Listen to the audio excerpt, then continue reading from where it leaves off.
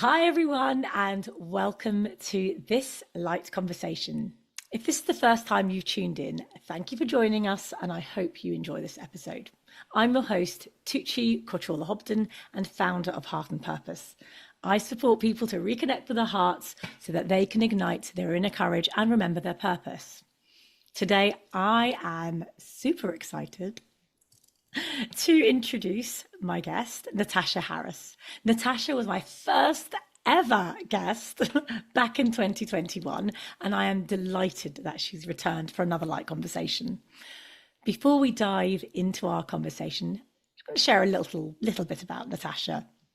So Natasha has worked in the world of energetics for over 2 decades, blending many modalities through the wisdom of the Akashic Records to bring about rapid release of long-held patterns. She's channeled hundreds of past live readings, including one for me, and as well as guided thousands of people through her own unique Akashic activation meditations. But what she loves most is to show people how to access their own records through her many courses and teachings. She has a powerful accredited practitioner course so that others can also offer these soul-tingling past life readings for their clients. Having grown up in London in the UK, Natasha recently moved over to Portugal, where she and her partner have manifested their dream house, a farmhouse in 15 acres of oak woodland alongside a beautiful river, where they're creating a retreat centre for people to reconnect with the wisdom of Mother Earth. And I cannot wait to come and join her. Natasha, welcome to Light Conversations again.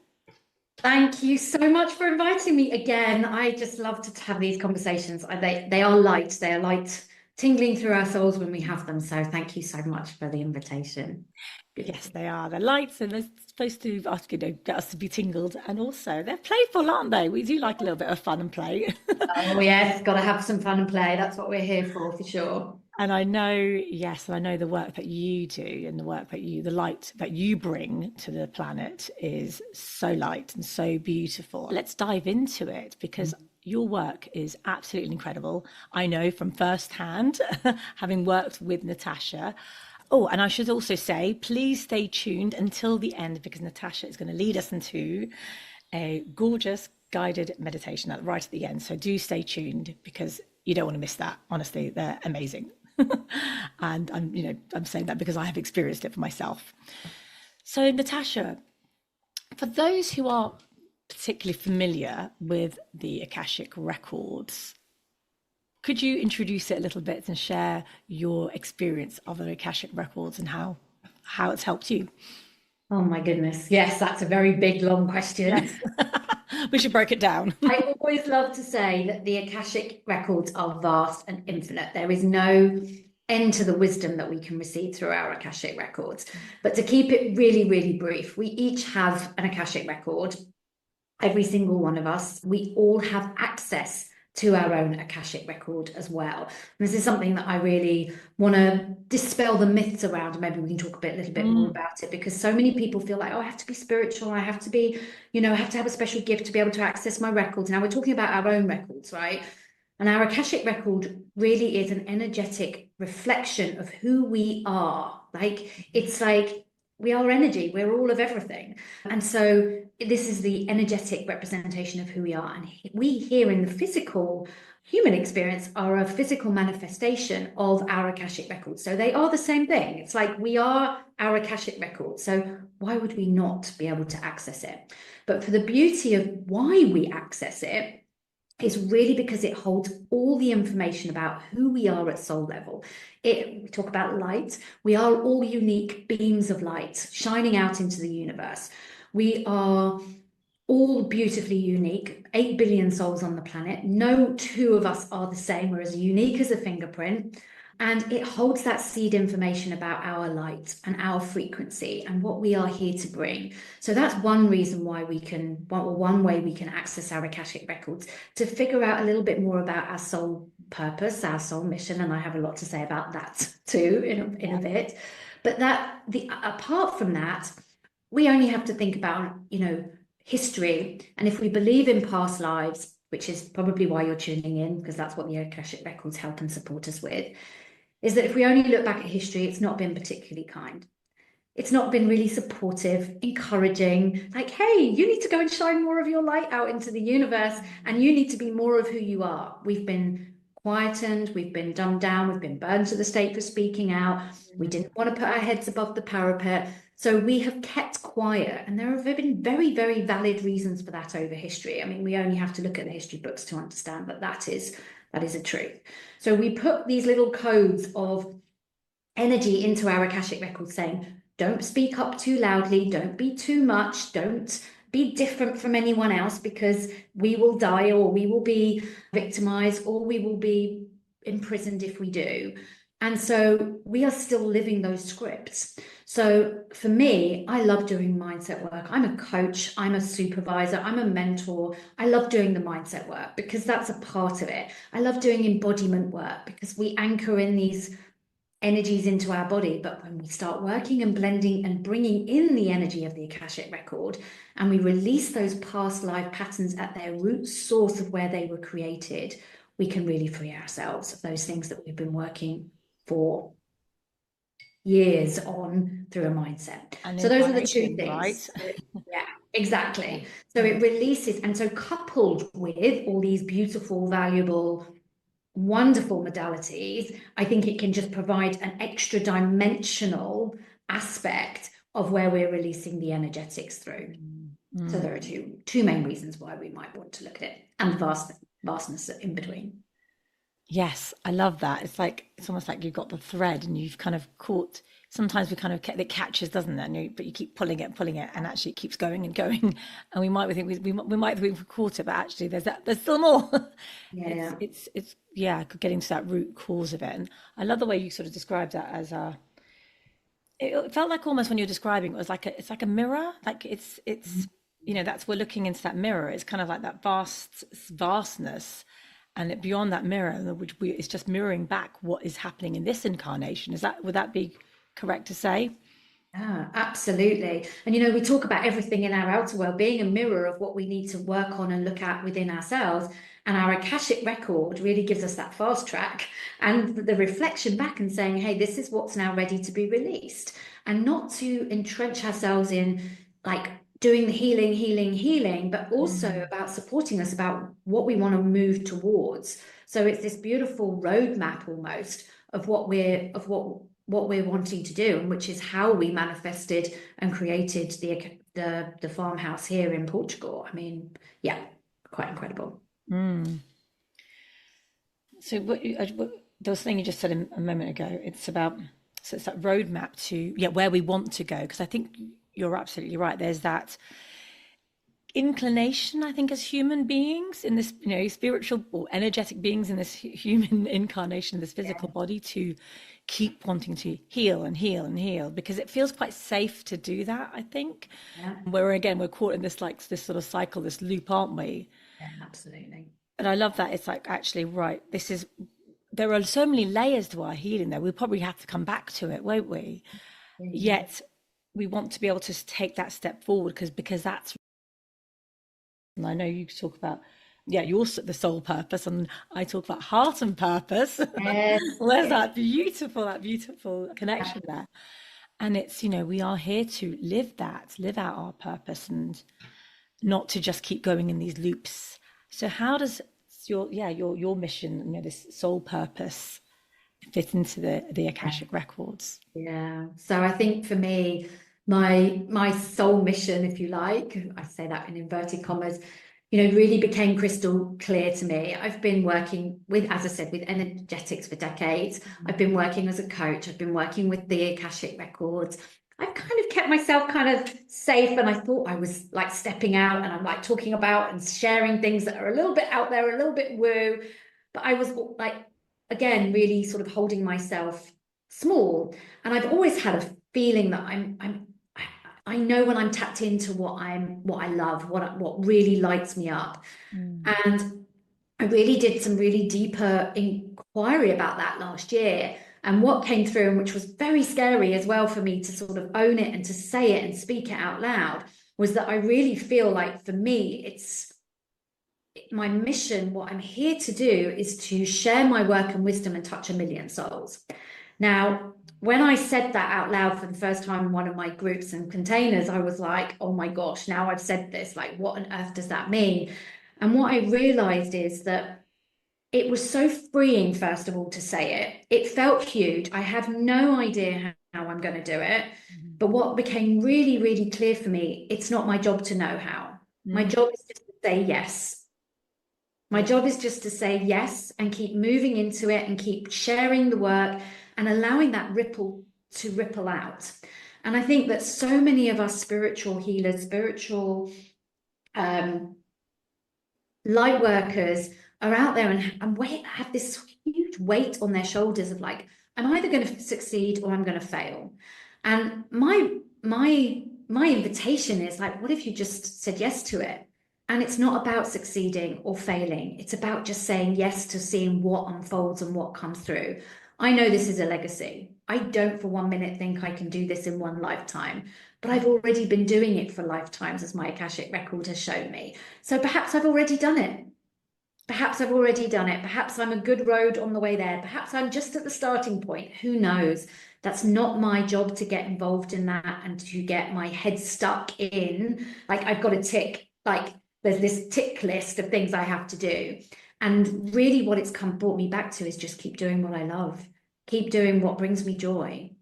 And I know that every time I say yes to that, more people find me, more people turn up on my doorstep, like not physically, but just go, I can't believe I've just found you. I've been looking for this, like, for months, for years, and now I'm here and I want to learn from you. So it really is this ripple effect that I really believe that that's what if we allow ourselves to focus on having fun and doing what lights us up and what brings us joy, that ripple effect will just happen.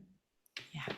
And what you were saying there, I just love that, touching 1 million souls, but also that the fact that your soul has chosen this time to incarnate as well. And, and that in so many ways, I mean, look at the technology now, that the fact that you can reach those people where in times before that we know of history, that is, that I'm not going beyond the recorded history, but in recorded history, we didn't have these technologies to be able to do so. And how incredible.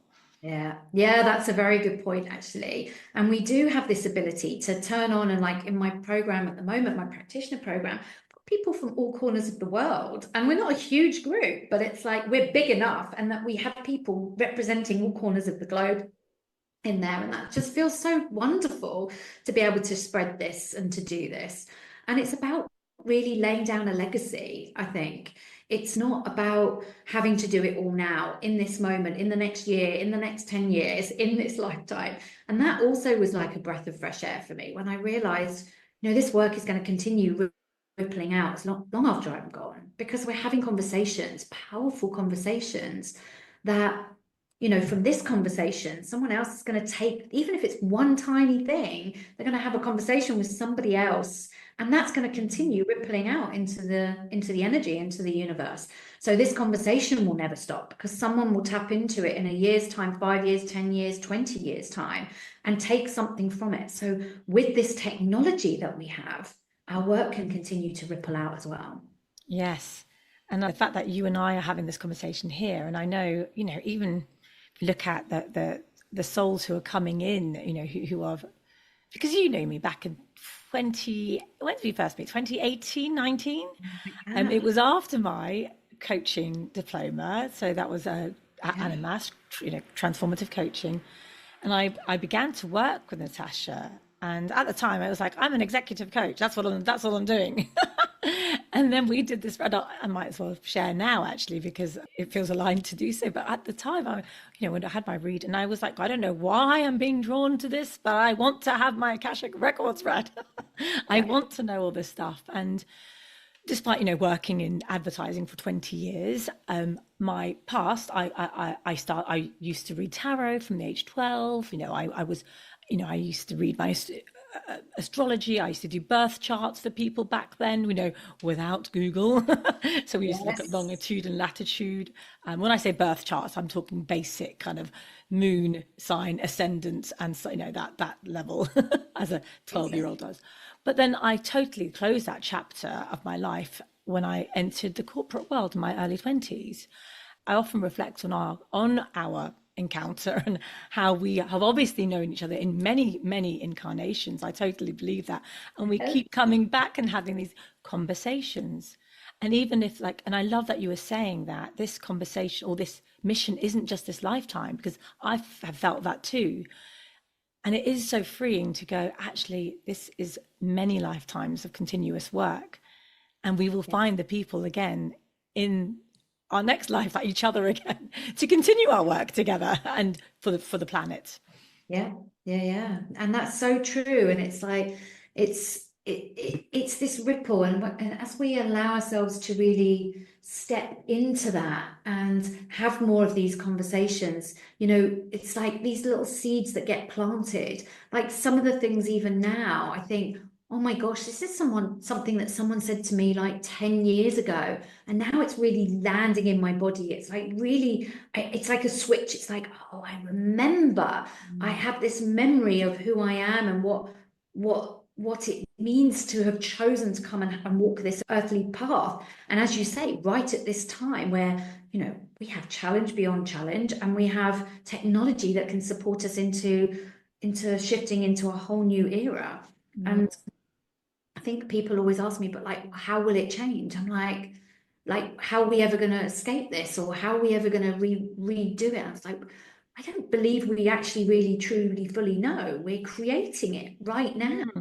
We're actually doing it, and that's why it's so important for us to take a step forward. And it's like we say, it's like, oh, well, it starts with one person and you've got to take the action. It's so true. Like nothing will change until we change, until we do something that's different, till we stop engaging in the old, what's not working, what's broken, what's not fixed, what needs fixing or what needs healing, and we start focusing on where do we actually want to go? What are we actually choosing? Yeah. What are we actually choosing? What do we want? I mean, we're not going to get it 100% right. We're not going to get it perfect. But we've got to be willing to make mistakes. And that's one thing I've actually really embraced so much more on my journey. It's like, I'm willing to get it wrong. I don't have all the answers.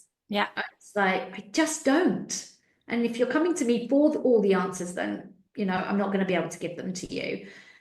We've got to be willing to walk together. And I love that word. Yeah. I'm willing to make that change. I'm willing to take the next steps. So follow the yellow brick road. Yes. There's these things are no coincidence. They're seeded in us as a memory to like keep taking a step, keep following, see what's at the end of the path, and all the other older stuff that's not supporting that as well. But there are these things that are seeded in us to remind us, like, keep going, keep moving. Absolutely. And it's just that element of trust, isn't it? And again, I think part of our conditioning, really, we are so deconditioned, if that's even a word, or unconditioned to trust ourselves. Oh, trust, yeah. Yeah, and we don't trust ourselves. So we think, am I following the right path? Am I going the right way? Oh my God, I don't know. And then we kind of get into that mental kind of confusion and anxiety, all this stuff that, we have been, again, conditioned with because we're taught to look outside of ourselves and not within ourselves. Yeah, I couldn't agree more. I think trust is again one of the biggest things that I teach, because even people who come and join me on my courses and things are practitioners, they're healers, they're coaches, they're light workers, and they're doing doing like amazing magic. But what I hear so often is they don't trust it. Don't trust their magic.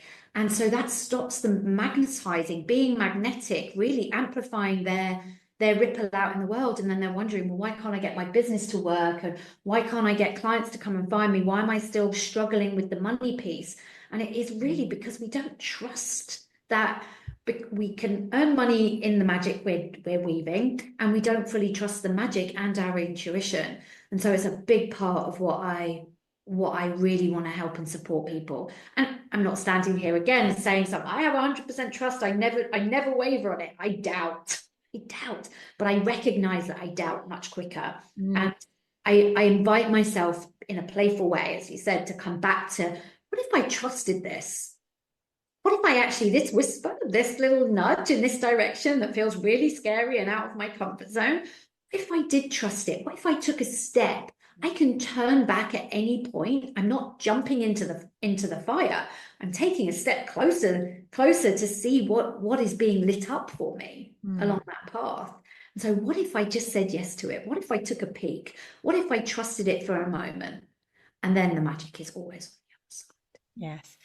And as you're speaking that, I have the image of the hermit in the tarot card. You know how the hermit carries the lantern, and it's that you can just see the step ahead of you. You can't see further. And that's kind of what we're doing, isn't it? We're just trusting that I can see that little step in front of me. I can't see further, but I know if I take that little tiny step, that's going to get me, those tiny steps are going to get me to where I need to go, rather than trying to take those giant steps, which will probably not get us anywhere in the end, because we just freeze.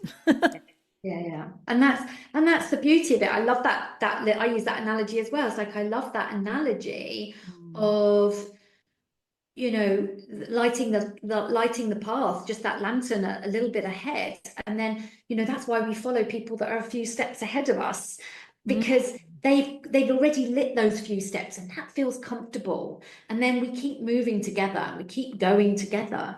And that's why it's so important to have people around us holding our hands, so that when we falter, when we don't trust it, we have someone who's like in momentum, they're going, and you're like, hey, come and help me, I just can't see the path. And they're like, hey, don't worry, here we go. I've got you. I've got you. And this is what sisterhood, brotherhood, this is what true community is now all about, for me anyway. And it's like, when I've got it, when I'm on a roll, when I've got a bit of momentum, I just always I'm like looking at my community. Hey, who needs a hand? I've got one. I've got a sturdy foot up the path. Come on, let's go. And so this is what we're doing. We're not here to look for the person that's got it perfected, got it all sorted, and learn, paraphrase, like step by step. This is how you do it. These are the teachers that we no longer want to walk with, because they are making us fit in a box that we don't fit in, and then we're wondering, left lost, wondering why on earth we can't make it work when everyone else is smashing it, because it's not aligned to us. We're all different. What works for one person will not work for another. Absolutely, like you said, we've all got different irises, our DNA, our voice tone.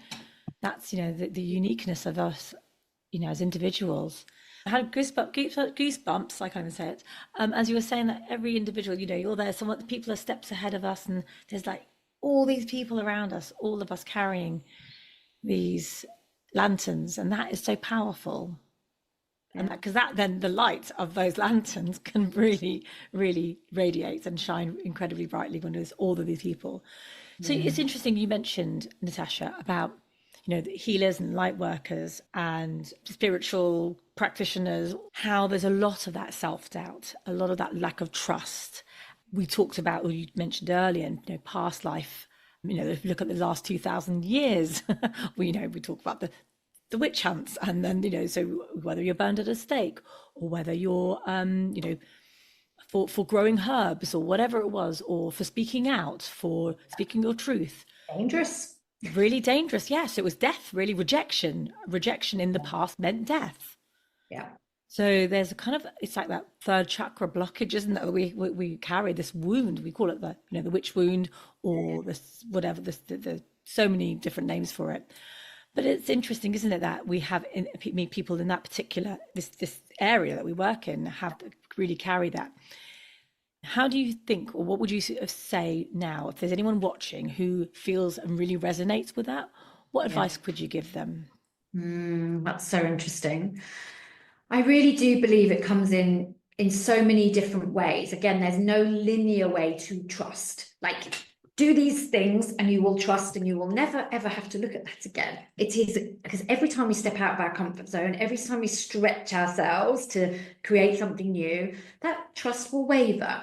And I think for me, one of the biggest things is like speaking almost to that lack of doubt, that lack of trust, is really having a conversation with it, is allowing myself to say, well, what is this? Why aren't you safe? It's a bit like the child who's come out of the bedroom, like crying, hysterical, going, there's a boogeyman in my bedroom. It's like, I'm going to die. He's going to kill me. He's going to get me. You don't throw that child back in the room, shut the door and go, don't be so stupid. Like there's nothing in there. Just go back to sleep, right? This is what we're doing to ourselves all the time. We are doing this to ourselves all the time. I mustn't have fear. I must overcome fear. I'm not good enough if I have fear. If I don't trust, then I'm not a good healer. I'm not a good practitioner. I can't do my. We have such a load of negative talk. So watch that talk, and instead, what we do with that child is we go, it's all right. We sit them on our knee for a moment, and we calm them down and say, would you like me to come with you?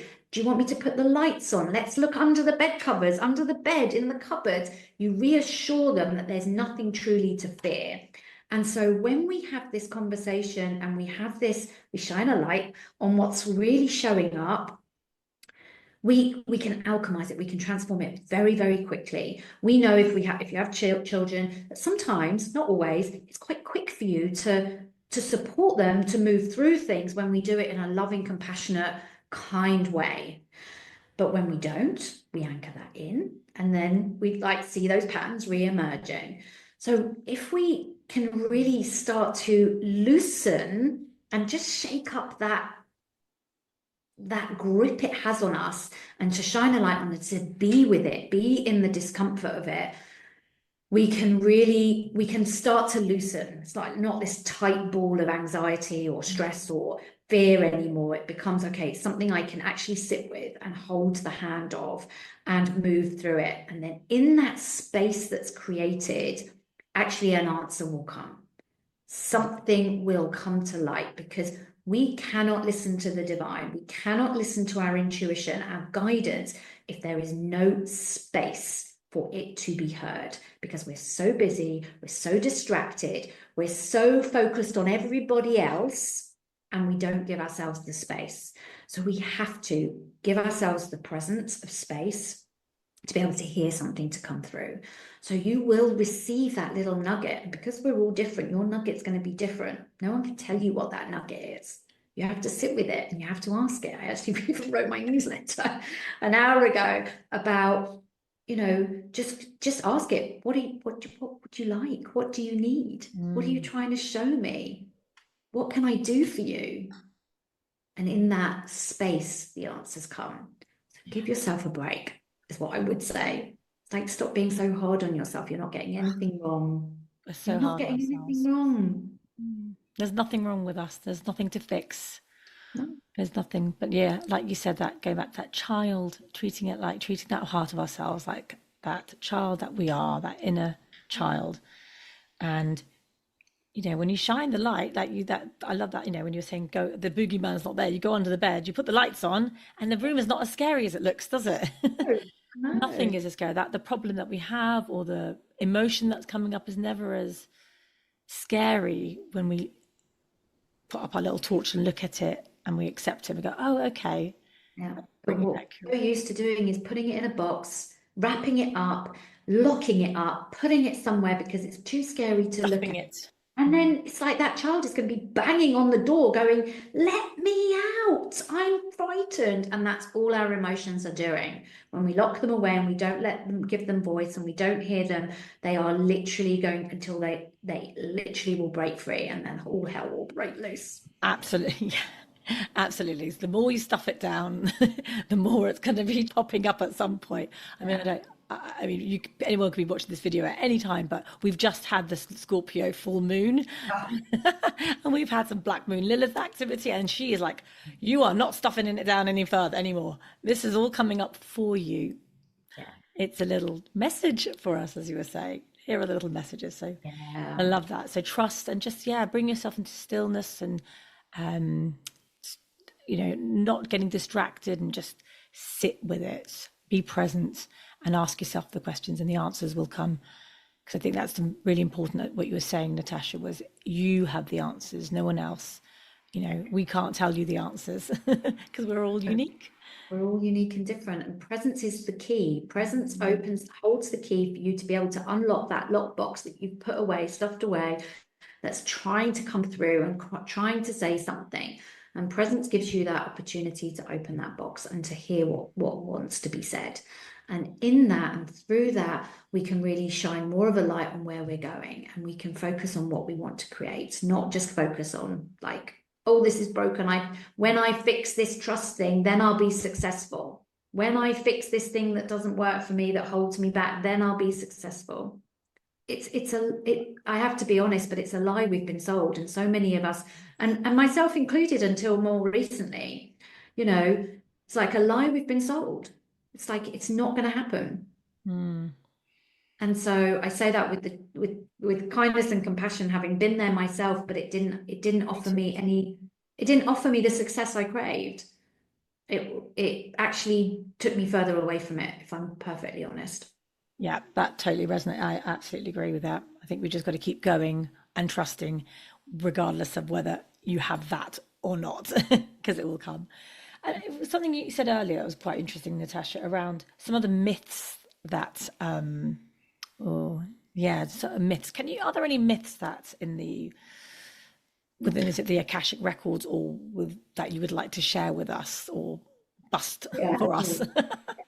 They are revealing a lot to me, actually. And this is one of the things that, is really helping me to find my voice a bit more and to speak up at that something's a little bit different.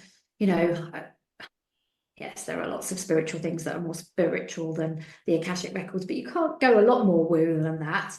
And, but I've really found, having been part of spiritual circles, how really there are still a lot of myths that are being spoken. I mean, there's a number of them. High vibes, like trying to get into high vibrational frequencies and positive thinking, is just spiritual bypassing, I believe. I think this idea of we need to heal is keeping us very trapped and very stuck, as we spoke about. And my goal and my aim, what I realized, is that I know there's a lot of like shock marketing. Like, if I stand out and I say something that's controversial, then I'm going to get lots of eyes on me and everything. And that's really, again, just the other end of the spectrum of like trying to fit in the box and trying to do everything and teaching people certain ways. And my role in this, I think, is really just to have a conversation, say, well, what if we've got this idea of consistently healing a little bit skewed? What if it's not serving us? I'm seeing evidence that it's not serving us. So let's have a conversation and see what we can shift, what we can change, what comes through. As I said, we haven't got it all figured out in terms of where we're going. So what is there to replace the healing? I haven't got that figured out. But in the conversation and the space that I talked about, in the presence of having this conversation and shining a light on it and saying, perhaps this doesn't serve us, me individually, us collectively, us as a humanity, find something else that might serve us better. And so I believe that now we're having a different type of conversation. It's not therapeutic conversations. Let's focus on what's not working. It's like, well, we kind of know what's not working, but what is it we want to create? And this, I feel, these conversations in the spaces that I'm part of, I know, are changing the shape of a lot. So I feel like these myths are not to like shock horror, these things are wrong. It's like, hang on a second, are they actually working? And what can we do to perhaps look and find a different way? It just feels like we've just entered such a new level of consciousness. And this level of consciousness is like, okay, we don't need to keep going around and heal wounds. It's all, it's about, what's the other word? It's like, I often hear is like the gains versus the gaps. We often focus on the gaps, like, oh, what haven't I done? I'm not, so we're focusing on the lack or what we haven't achieved. So again, the broken part. It's like, let's focus on what we have got. And the word that keeps coming to me is creation. We're here as creators. So instead of the healing, we heal a part and we create. Can we expand and evolve? How can we expand? Yeah. Yeah. And these are the questions that are changing everything. It really are, Tucci, because like these are questions that we haven't been allowed to ask before. It really is unlocking something that's so creative in our beings, in our souls.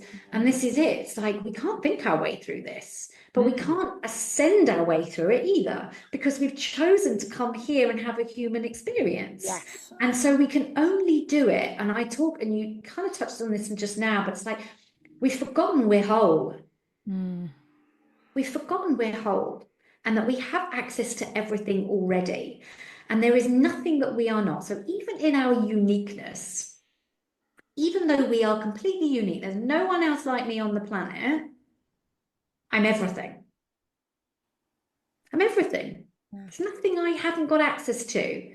But we're taught to compartmentalize ourselves. Let's go and be spiritual. Let's go and sit on a yoga mat and let's meditate for an hour. Okay, I've done that. Tick box. Right, I'm gonna get up and now I'm gonna get on with my busy day, and I'm gonna do. And then at the end, I'm crashed. I'm like exhausted, and I'm like passed out at the end of the night, or I can't sleep because I'm so wired. And we wonder why we can't. We are all of it in the same moment. So I use the analogy of the painter or the writer a lot. The painter who creates a masterpiece is in the human physical form creating. They have to engage their human egoic self to pick up an easel, put a piece of canvas on an easel, pick up paintbrushes, mix paints, get water, do all the doing things. And then they open this beautiful channel to divine wisdom, to their intuition, and it flows through them into this creation, engaging all of themselves. They most likely stand back at the end of it and go, how the hell did I create that? Because ego got out of the way. Ego was still a necessary part of the process. Get rid of ego, we don't have choice. Oh, it'll paint itself.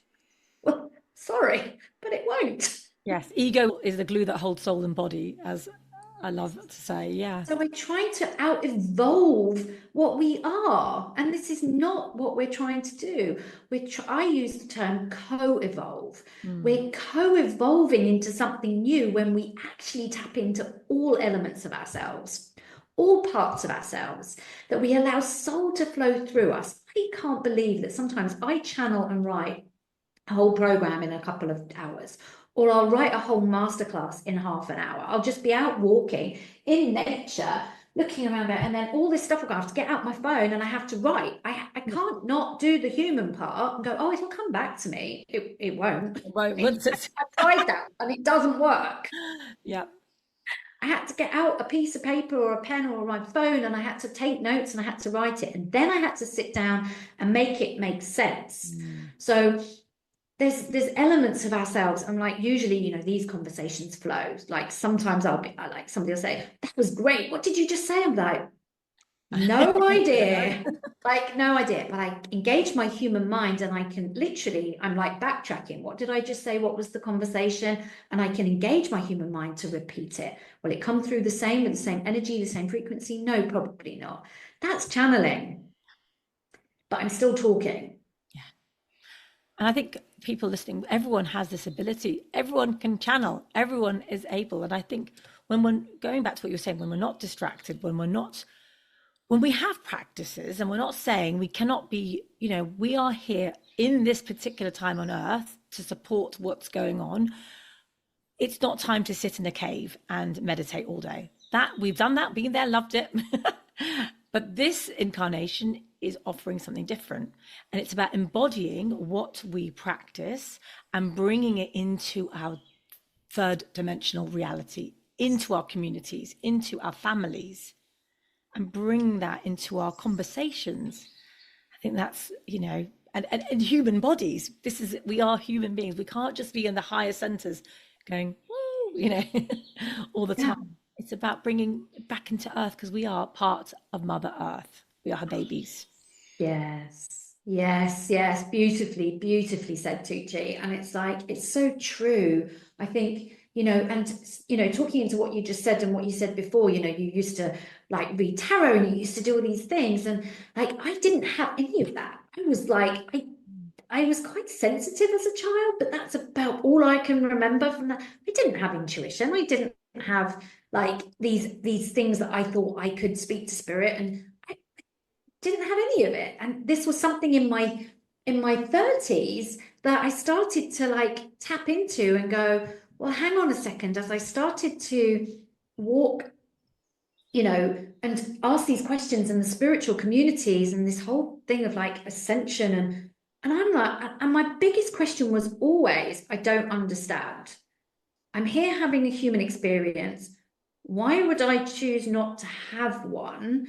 And how can I bring this together? And it's like, it's the saying of like, we're not here to get to the top of the mountain. We're here to be the whole mountain. This is what we're here to do. This is what we're here to be. And I remember having this question going, like, kind of curious, wanting to know about more of these spiritual tools and these spiritual ideas and yoga and all those kind of things. That was my intro to the energetics and feeling into my body again, and getting wisdom and intuition, which I didn't always listen to.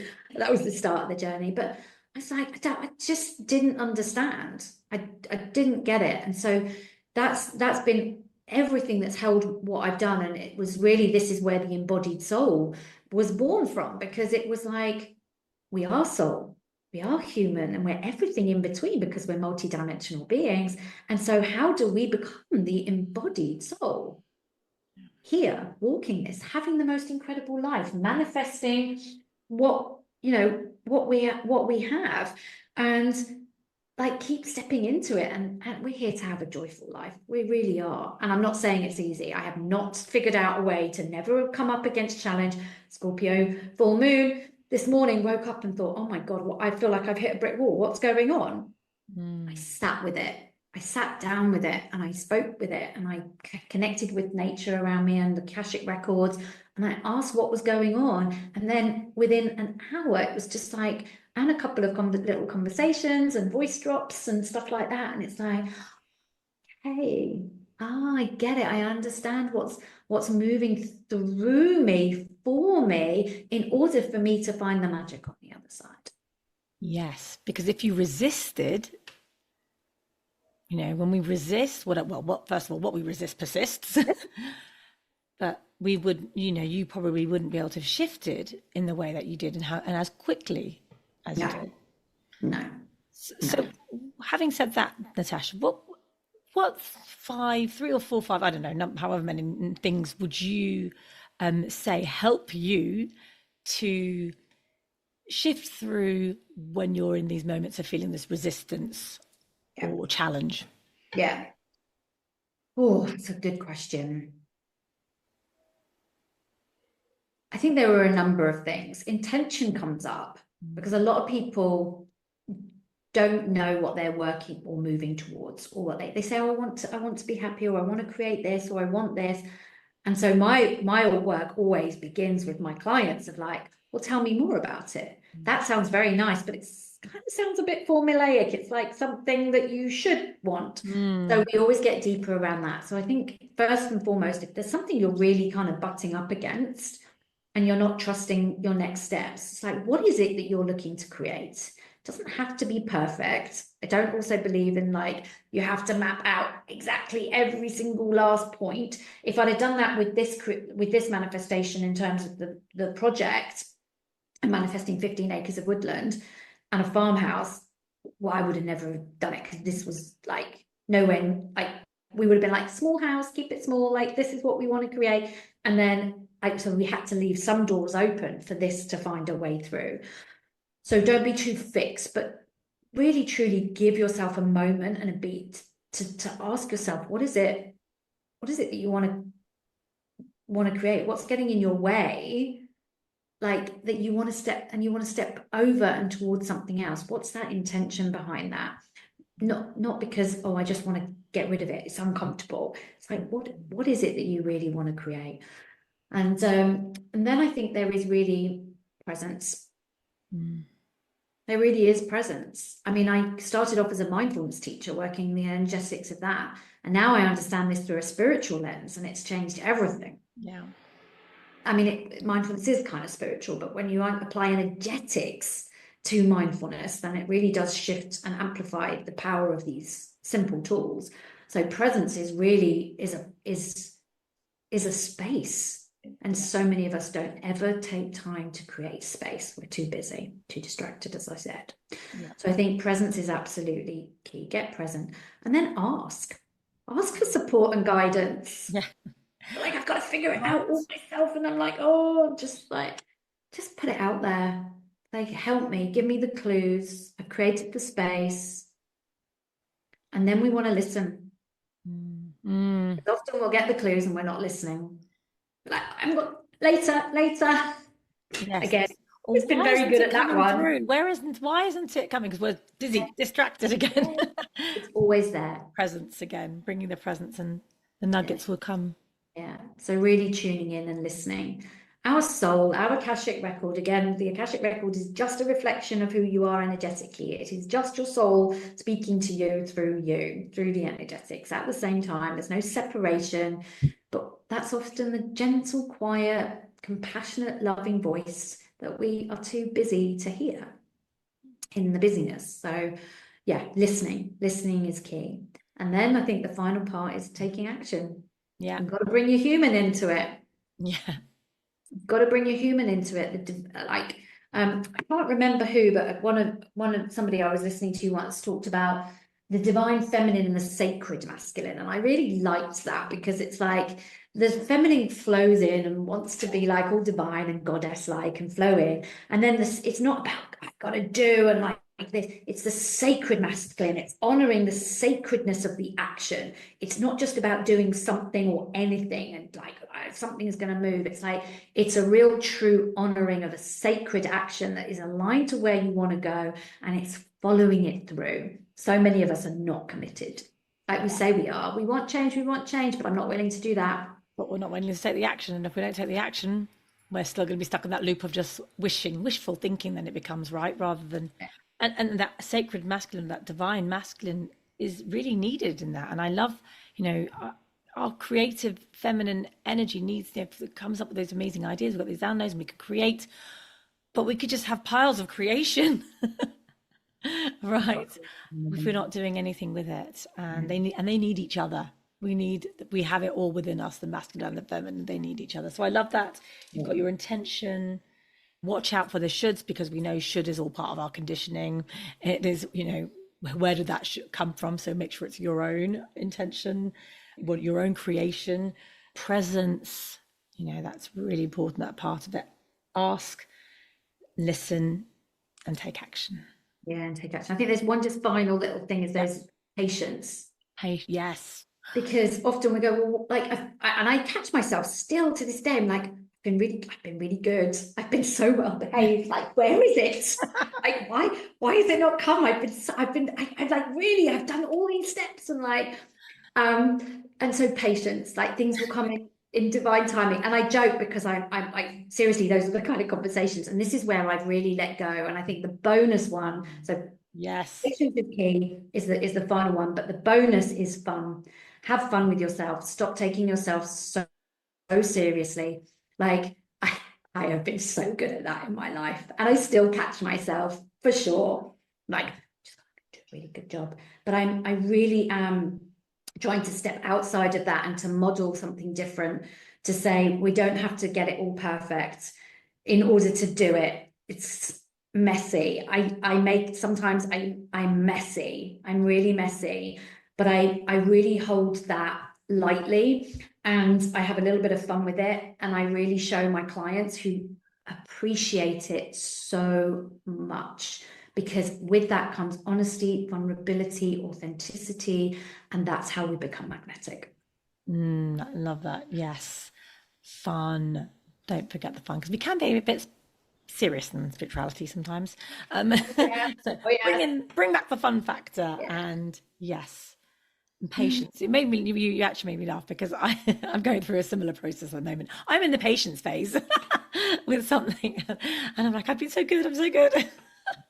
That really resonated, but that is such an important piece. And I think, oh, that was a really good, I heard something the other day, and it was so, the synchronicity and the timing of it was just perfect. And I was like, Yeah. thank you for that reminder. So thank you again, Natasha, for that reminder, because Yes, yes. And I'm not by any stretch of the imagination saying that, oh, just do all this and it'll be fine. These things are not easy. They are all a practice. yeah, It is a practice. It's a cultivation. It's a way of becoming. It's like, it's who you're stepping into.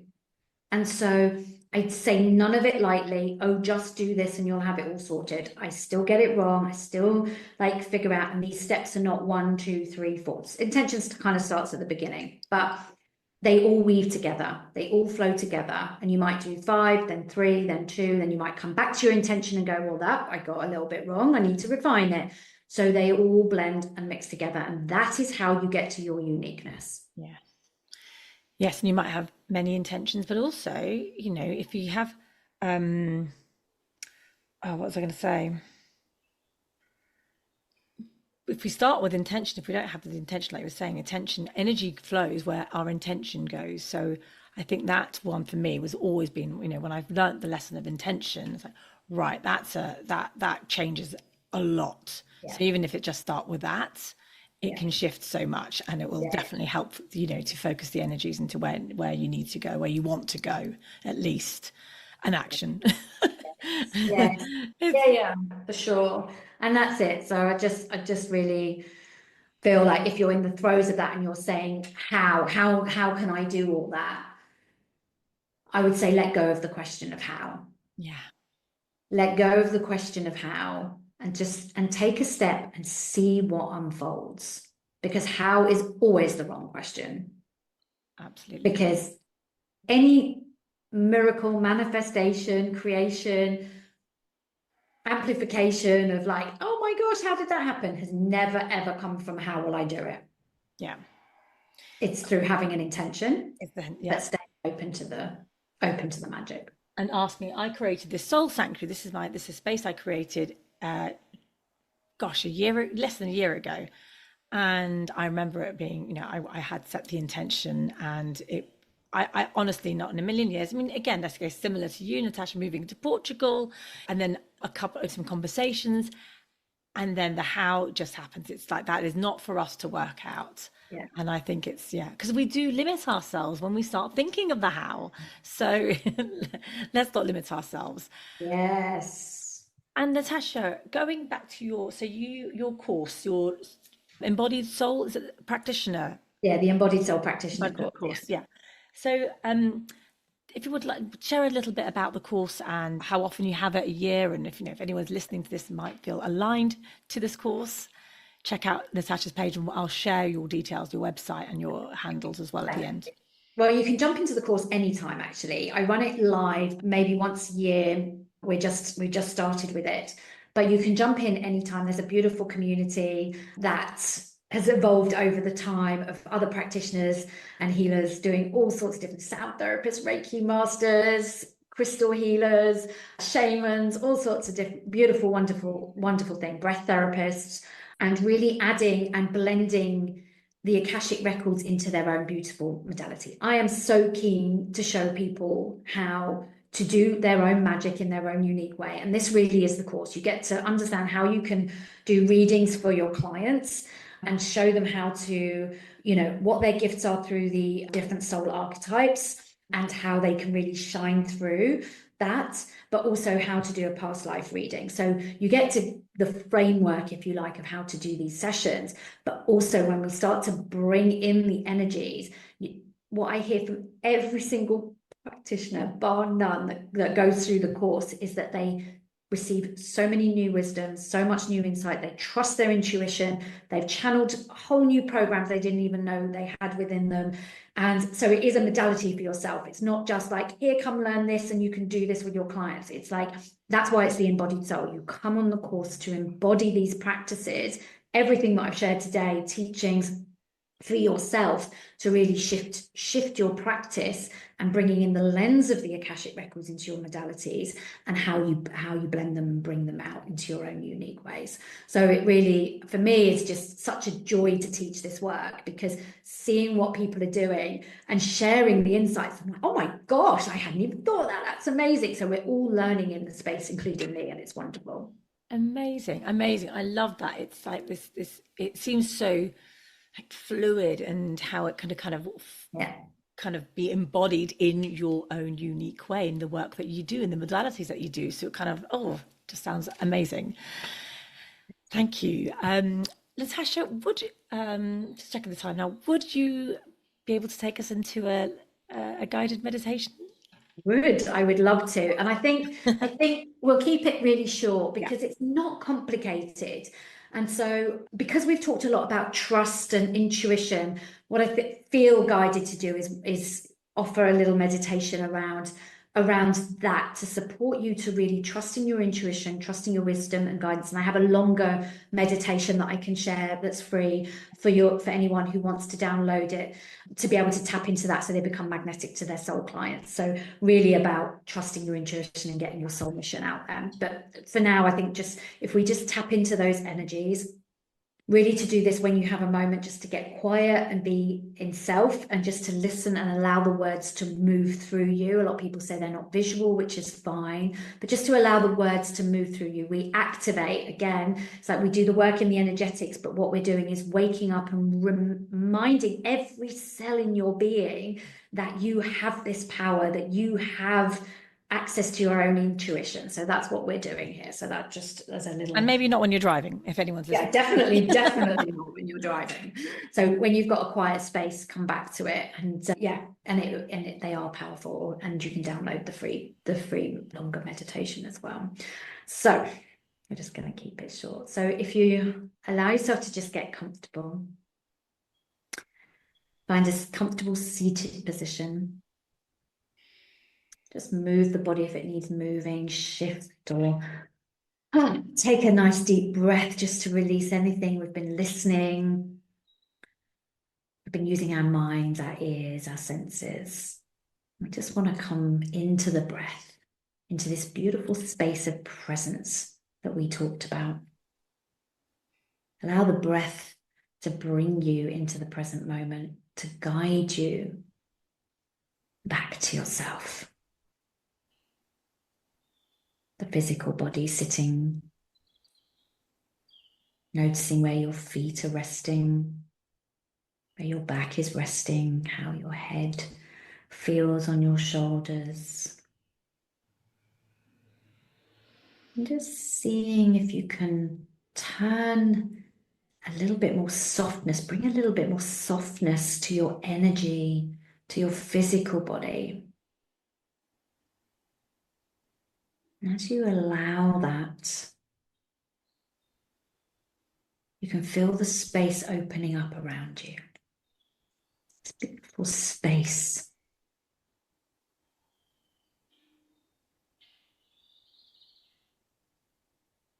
You're aware of any noises around you.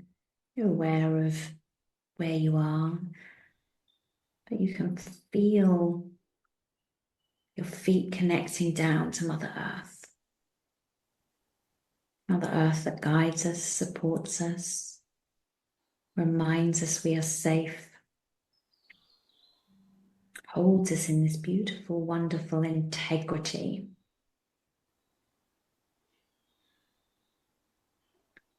But this space opens up all around. And you can start to feel and sense the expansiveness of you, the physical body, connected to Mother Earth below you, the space all around you, behind you, above you, in front of you, below you. Aware that the mind or the thoughts are coming in, the feelings. You can breathe into it and be present with it. There's nothing you have to do. Nothing you have to let go of. There's nothing you have to make happen. Presence, awareness. It's all perfect. And in this space, you can feel the energy expanding perhaps a little bit further. You feel the presence perhaps of your soul, guides, supporting energies all around you, however you identify with them, however you feel them, sense them, experience them, hear them.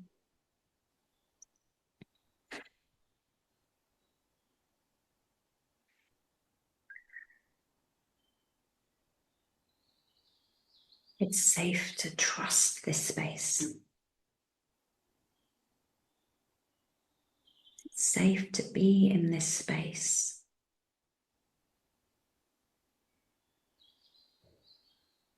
It's safe to experience the wholeness of you.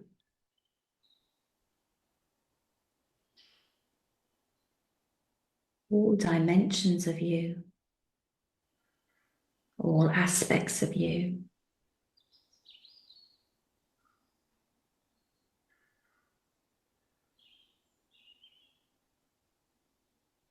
Seeing and noticing what's coming into this space.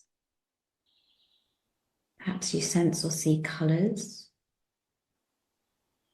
Perhaps you can hear sounds in the distance. Perhaps you can hear particular words or phrases.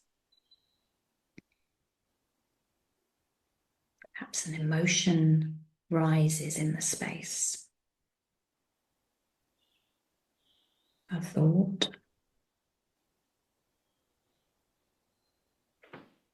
An image. Trust. Whatever wants to show itself, appear to you, perhaps it's just something you're noticing or becoming acutely aware of.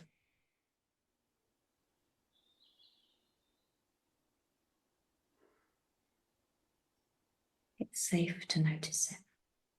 Safe to shine a light on it. It has a message for you.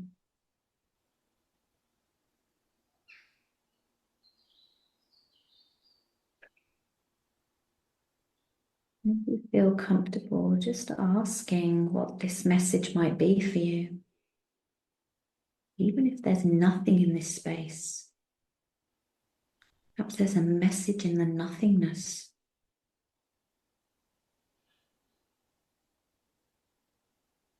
Ask what's in it for you. What is it coming to your awareness for?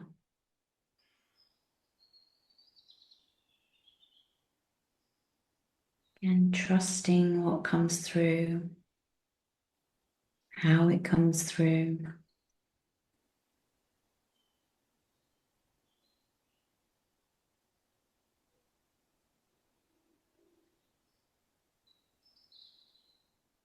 Taking a moment to acknowledge it. Thanking it for showing up.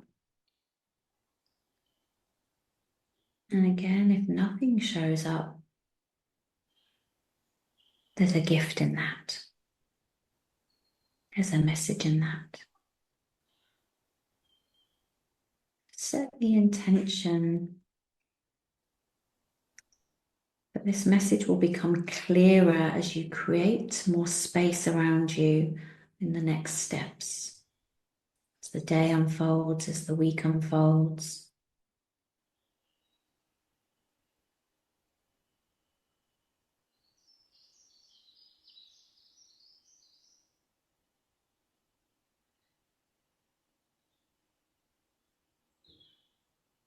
This is a message directly from your Akashic record to you, from your soul to you,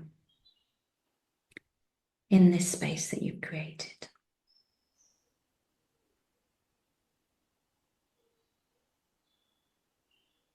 As a multi-dimensional being, we're just going to bring thanks and gratitude to this space that you've created for yourself right now in the last 5-7 minutes. And breathe into that. Take a couple of nicer, deeper breaths as you come into your heart space with pure gratitude. Gratitude to yourself, gratitude to your soul, to your mind, to your emotions, to the space.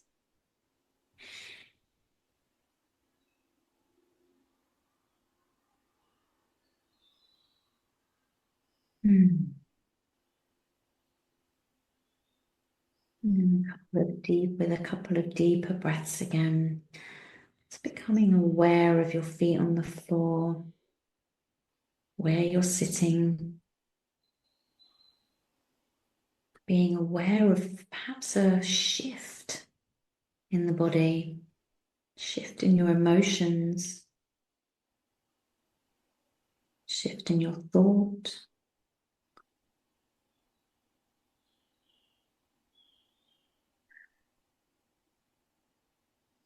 And the last acknowledgement to what's come into the space, a commitment that you'll take action. Commitment that whatever shows up in the coming days, that you'll take a peek, you'll take a step forward, you'll see where it leads.